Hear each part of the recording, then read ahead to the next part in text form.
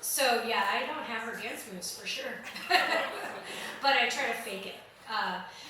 Okay, so I know in our last session, the collective feeling, and I'm so glad Ian put a name to it, but that overwhelm. So now we're going to move into one small approach to action. So with that, let's start off with this question. And you don't have to raise your hand or anything, but just think about this. Have you ever walked past a stranger while out on a walk and said hello with a smile? Have you pulled over while you're driving to help someone whose car is in, disrepair or flat tire? Have you helped someone pick up their stuff when their hands are full and maybe help them gather it or walk them to their car and help them out? Have you held the door open for someone recently in the past month? Or maybe you helped a neighbor out with their kids or a senior with errands or getting their groceries. If you did any of those things, anytime you helped someone, did you feel a flash or a moment of joy or happiness? Did you feel better for just a second? That makes sense. I heard a couple of yeses. That makes sense. And neuroscientists would agree with you and say that you're not imagining that. We are living in the golden age of neuroscience. There's been an explosion of data around how we're reversing brain aging, memory loss, and my favorite, they are mapping neural connections.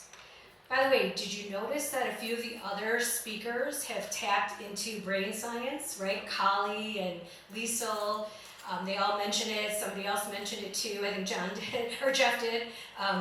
So it's not by mistake or an accident, right?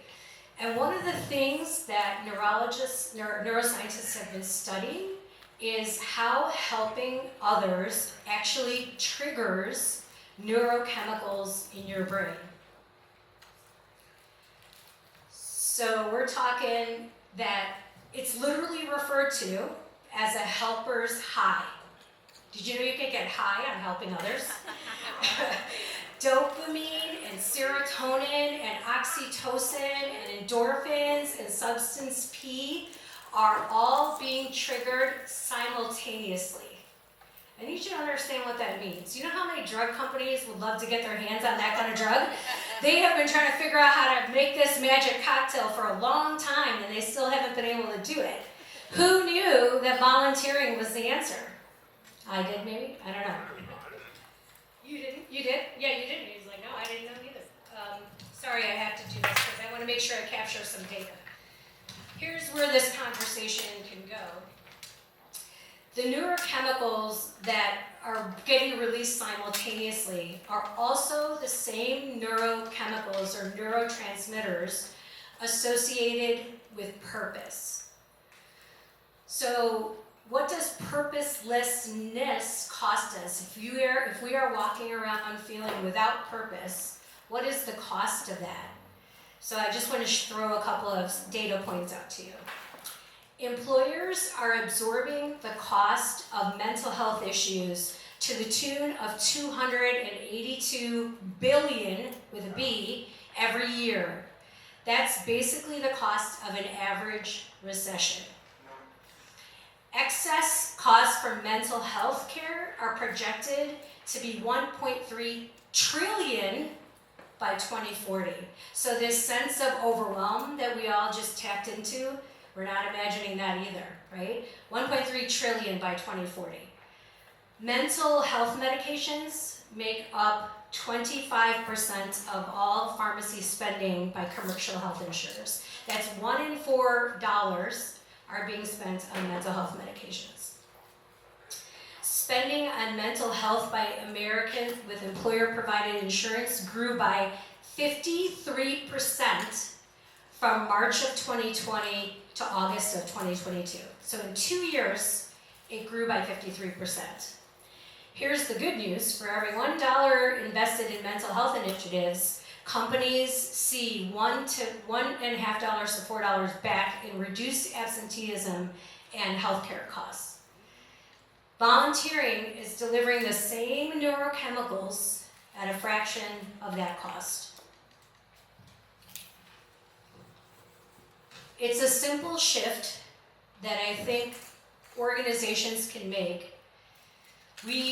When we think about how to retain employees or something, we think about, what can people take? Like, can they take healthcare and sign up for healthcare? Can they get signed up at a health club? Can they take the wellness webinar their work is offering?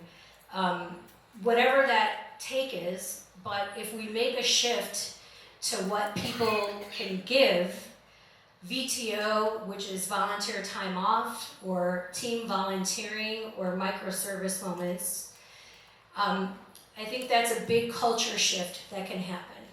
And I know some of you, if not all of you, have probably participated in some sort of volunteer activity at your workplace, but I'm trying to have you see beyond that transactional moment into the transformational possibilities.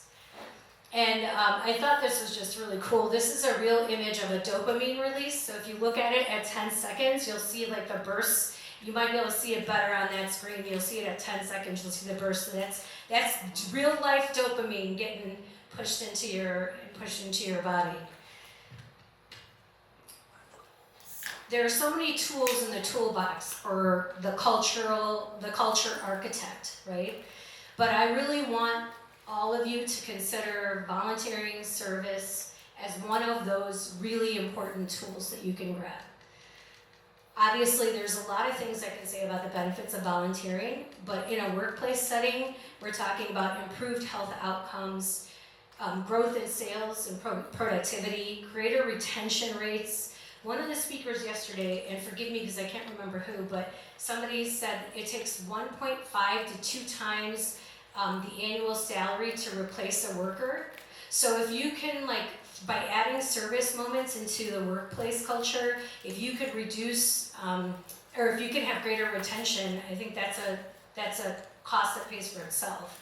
And obviously attracting the best talent. I believe that the generations of young people who are coming into the workforce, they absolutely don't want to work anywhere that doesn't have some sort of giving back component. It's just what they expect. So we are going to do one right now. We are going to actually decorate, and then we will be donating a little free library. It's in the back over here. Now, before we jump into action, first I need to identify who amongst us are good crafters or artists. And please raise your hand if you are. I see, no, not crafter, not artist. Totally fine. I'm going to take a crafter. Great. So I need 4 or 5 of you, maybe up to 6, to head to that back table because you are going to be my master decoupagers and master artists as people bring up. So wait, hang on. Before you go, let me explain what's going to happen. So the 4 or 5 or 6 self-identified crafter or artists are going to go to the back table. The rest of us, if you're wanting to stay at your table, you will see stickers and quotes and all sorts of things that you can grab or design or add to. There's also construction paper at your table, so you can draw something or whatever. You can head to the paint table. Don't bring the paints back to your table. Just stay there and paint. So you can head to the paint table and paint something that you want to add.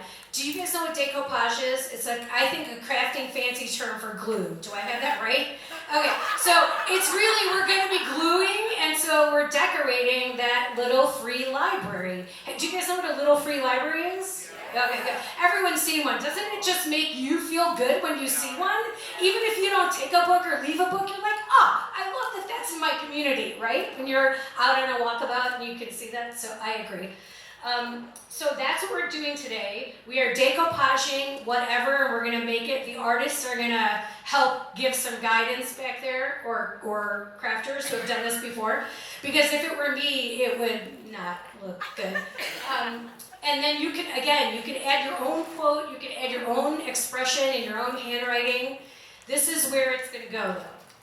Oh, and by the way, everyone give a big clap to Ray. He's the guy who put together this little free library. He constructed it because no one wants to see me with a power tool at all. And I want to thank Rachel and Noelle and Chris for helping me get everything on the table. So thank you all. Thank you. Now here is where we are donating the little free library, and that's why everyone was also asked to bring books, because we're going to stack this little free library up. It is going to this amazing place called Muse Coffee Studio. They're out on Western Avenue, and they are basically like a creativity space for artists, and they host like book clubs and open mics and networking events and poetry and book readings. They do a lot of things. And it's a Black-owned enterprise. A gentleman by the name of George has started it. He's awesome, and he's excited to get this library, not tonight, but when either me or Angela can get it to him. And this is QR to his website. So is everyone clear on what you're doing? Everyone is going to create at least one thing or contribute one thing to the little free library, and then our master sort of crafters and artists are going to be back there. They've got the decoupage, and there's also some wet wipes if you guys want to wipe your hands down or whatever, but the gluers back there are going to need the wet wipes more than anything. All right, and I'm going to, what time is it right now? Can somebody give me a time check? 1:24. So I'm going to give you guys 15 minutes to do this, and then you're going to come back here, and I'm going to wrap it up in 2 minutes, okay? So you have 15 minutes. You have until 1:42.